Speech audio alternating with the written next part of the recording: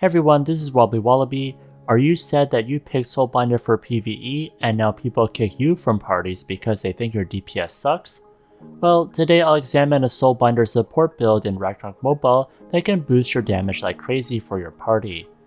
If you have a primary DPS in your party and want to boost your damage further, stay tuned for all the details. A big thanks for Built2Kill for sharing his build and explaining to me why Soulbinder is so awesome in a party. His statements about how Soulbinder buffs you the most in terms of damage after Priest of course, got me very interested in this build. Currently, I just rely on my wife's Saints to boost my damage, but I find clearing some instances are still a bit too slow, so I want to find another source of buffs. Built2Kill explained the power of the weapon first.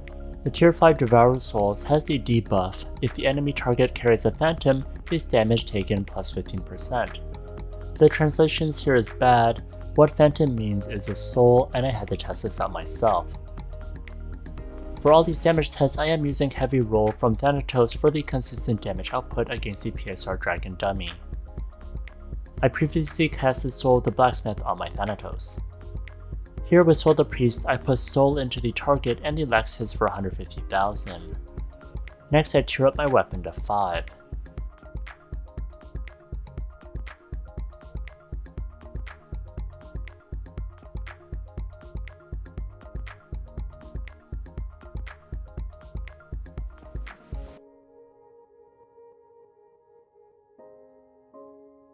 Now I get an extra 15% damage and hit for 165,000, which is a nice boost. Next, Soul of Priest is really busted since it applies Lex every 2 seconds for 10 seconds. That lets you do double damage, which is fantastic. Here normally I hit for 68,000. With Soul of the Priest, some hits go for 137,000, but of course other weaker teammates can steal your Lex too, so be careful. Soul the Blacksmith is also really busted. It gives the Overthrust effect that raises their physical attack by 25% for 150 seconds. This is a really nice buff for a primary DPS carry. Next, Soul Reaping Ceremony is nice since it lets you deal 10% damage to large monsters, which is fantastic. This is also great against large sized bosses. Damage is further increased by 10% against demi-human, beast, fish, and dragon. Here I'm hitting for 75,000. Then I cast Soul Reaping Ceremony, and now I hit for 86,000. This debuff is great for PSR because the boss is large and also dragon. Then you have SK, which causes the target's physical damage reduction and magic damage reduction reduced by 20% for 10 seconds. The target will hit harder by 20%, but that's an okay trade-off. Once I cast SK, I'm able to hit for 213,000 damage, which is definitely a big improvement from when I first began. This is including all the debuffs and buffs from before as well. Next, there's a buff that Built2Kill doesn't use since he's a physical damage user, but Soul the Ninja is good if you're magic DPS since it reduces fixed cast time by 10% and increases magic penetration by 30% for 35 seconds. Next, let's take a look at his gear. I was wondering how he keeps it alive in Vicer Airship and boss hunting. For offhand, he uses Marine Bulwark for the wind, earth, water, fire, and neutral damage reductions. He uses the Loot Star card for 20% magic reduction. Next for armor, he uses the Tide Rider's armor for the wind, earth, water, fire, and neutral damage reductions. He uses the Lolly Star card for the skill damage reduction and chance to heal. A cheaper alternative is the Aggro P card, which turns your armor into poison, and it gives you lots of reductions against various elements. Next, he uses the Glorious Shoulder Badge for the max HP percentage. He uses the Doubling Star card for the reductions against anything but neutral. A cheaper alternative is the Jack card since it reduces fire damage, which helps a lot in PSR and Vicer Airship. You should deposit one as well for more reductions. Next for boots, he uses the Super Mecha War Boots for the physical and magic damage reductions. He uses the Ferris card for the HP percentage. Next he uses the Necklace of Oath for the HP percentage. He uses the Super Lady card for the skill damage reduction. Next he uses the Necklace of Oath again for the HP percentage, and again the Super Lady card is used. Next he uses the Devourer Souls for the tier 5 effect. He uses 2 meta end cards for the HP percentage.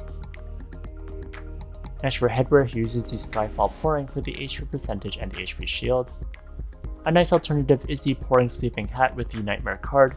This gives you anti-death every 90 seconds. Next for face, he uses the Eastern Dragon Visage for the skill damage reduction. Next he uses the +6 Kraken Treasure Key for the mouth. Next he uses the Chicken Axe for increasing the target damage taken. Next he uses the Emotional Cleaner for the skill damage reduction. Next he has no Shadow Equipment, Oracle Mirror, or Relic. I tried building this without anything either, and it works fine without heavily investing in this area, which is nice if you already have DPS gear and are trying out support. Next for runes, the Swift Expansion rune is great for SK's cooldown. Also Soul Hunting Knight to reduce the Soul Reaping Ceremony's fixed chant time and to increase the duration. Definitely aim for the longer duration. Next for attributes, when I was trying this out on my own account, I maxed Vit for survivability, enough dex to cast stuff, and then the rest into int. Next, here are the skills I'd use when playing around with this build. This wasn't the one provided by Built2Kill. Here are my Oculus skills.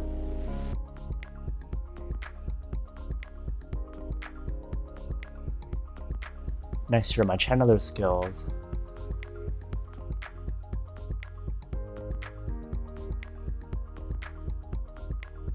Next, here are my Soulbinder skills. Soul of the Blacksmith is the only third job I'd used a book to max it out.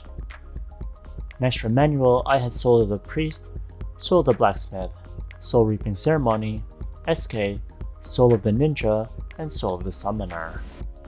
On auto, I have Soul Reaping Ceremony, SK, and Soul of the Priest. I don't put other souls on auto since only one target can have the soul, so for example, for Soul of the Priest and Soul of the Summoner, they cannot coexist. One will overwrite the other. I also don't do any damaging skills because I want my DPS to get the Priest Lex, and SK is slow enough that it won't take the Lex that often. Normally before a battle, I'll cast Soul of the Blacksmith on my DPS, then run towards the target and go on auto. Then I run around to survive. Even with my free-to-play Soulbinder, it could do quite well, and I survived and boost my crits perk like crazy, so I'll definitely be using this on my weekly instances. I'd rather add an extra support over adding a mediocre DPS, so if you see a Soulbinder in your party, don't kick them out, they just might help you a ton. Thanks to Built2Kill for opening my eyes to the potential of Soulbinder.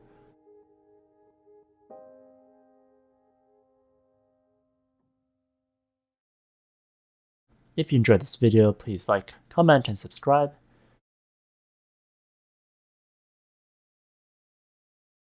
Here's a video that I recommend, and if you want more Ragnarok mobile content, check out this playlist over here.